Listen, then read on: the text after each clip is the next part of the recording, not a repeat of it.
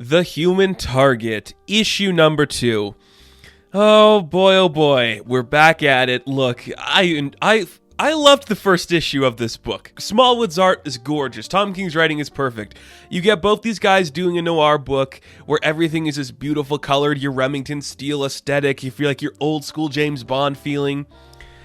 It's a match made in heaven. Everything about it is so perfectly beautiful and cool. The concept is fun. Somebody tried to poison Lex Luthor, accidentally poisoned the Human Target, Christopher Chance. It might have been somebody from the Justice League International. He's got 12 days and 12 issues to figure out what happened to him. There's your mystery. There's your hook. It's so cool. In this issue, it's great. So one of the running themes throughout this book that I'm not going to touch on it a lot just because it's just a lot of extra stuff to weigh into. There is an overhead narration, pretty much like you'd see in an old school film noir or like that detective story. We see Christopher is narrating. He's talking about opening the doors and the smell of her perfume and all that stuff. It's very well written. It's very well, just really well intended. I recommend when you read this book to really focus in on those parts because they are very important and very cool. But for in terms of a review, I just want to say it is a narrative device and it's not something I'm going to focus on a lot. Something that I started to do when I was reading this book, just because I've been ingrained in those old school films, is every time Christopher spoke, I just went straight to Cary Grant. And I was just like, yep, like back in the day, you tell me Cary Grant wouldn't have knocked the shit out of a Christopher Chance role, that would be sick. So we do learn that Christopher is living on the top floor of just some weird restaurant place. It's Italian. This guy's serving pizza. He helped the guy one time, so he live there for rent free.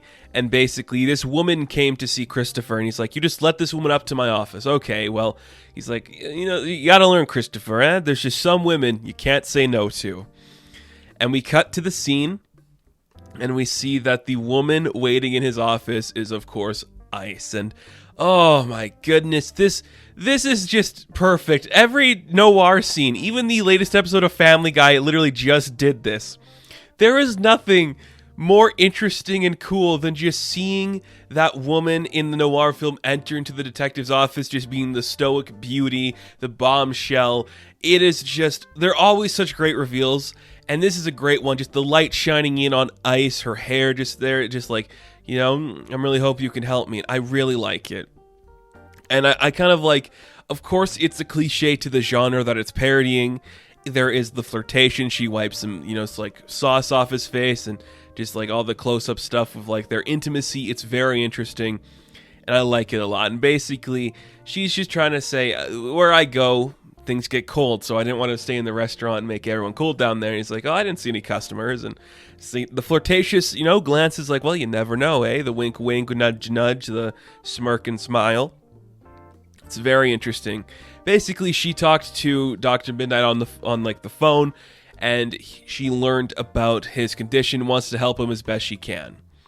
But because Christopher, of course, is always playing the long game, he's like, well, why don't we go for a ride? Find somewhere warm to go. They know a nice beach. Ice knows a beach nearby that's always warm.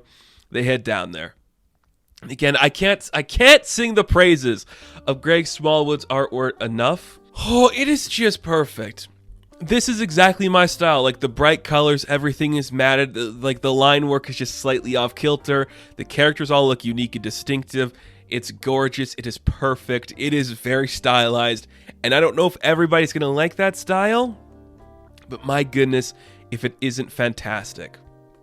So as they're driving down to this beach, we kind of get like our history lesson on the character of Ice. And some people might not know her, so Tora Olaf's daughter, she is like apparently like the princess of some Nordic tribe. And she's like, well, I just kind of used my powers, did this thing, did that thing, worked at an embassy, yada, yada, yada, yada. Somehow I just joined the Justice League International. But then she learned a few years back that entire thing was made up, and she was actually a metahuman who was locked away from her, parents, so she could not be a burden on the society or the world because she was a freak. When she got free, that's when she kind of became her own person. But she also killed her father and her grandfather.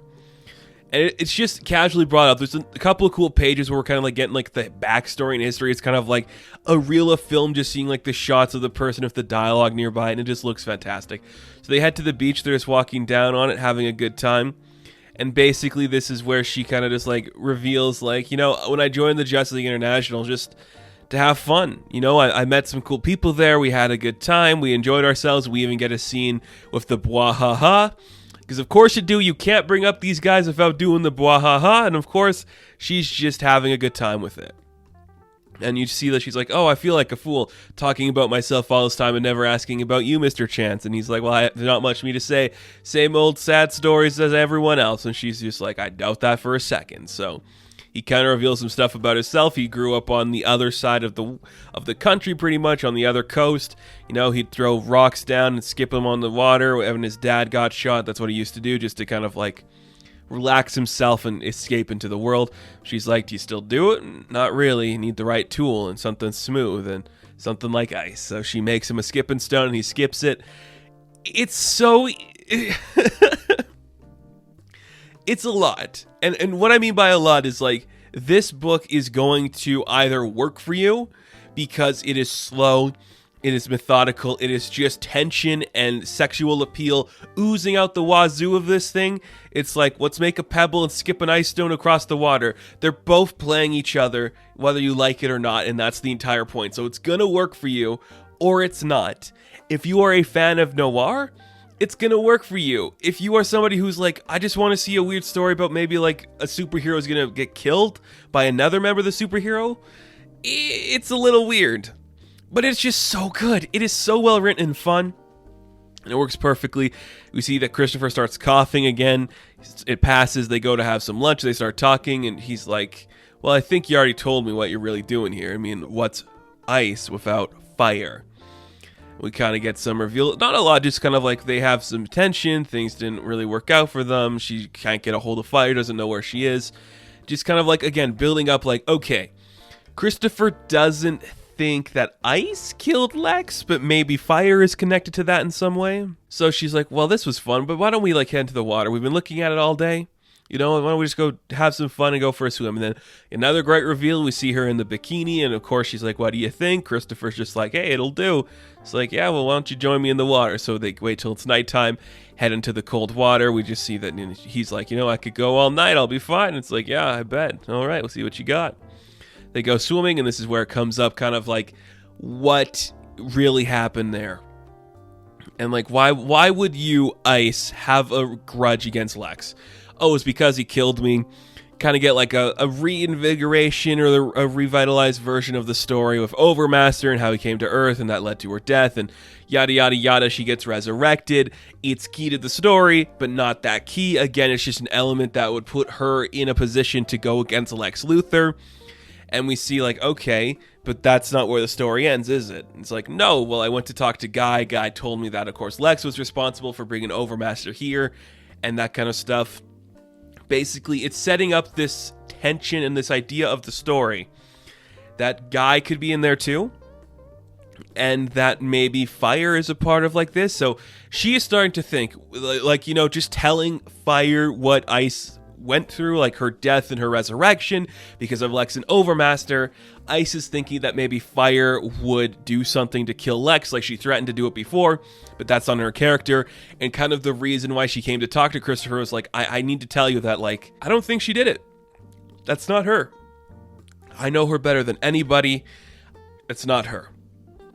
But before Christopher can respond to anything, he starts coughing again, and to stop him from coughing and almost drowning, she kisses him, and it's just a beautiful end shot where you just see, like, she kisses him, pushes away, he breathes out, and the little, like, specks of, like, snowflakes and ice come out, and it's beautiful.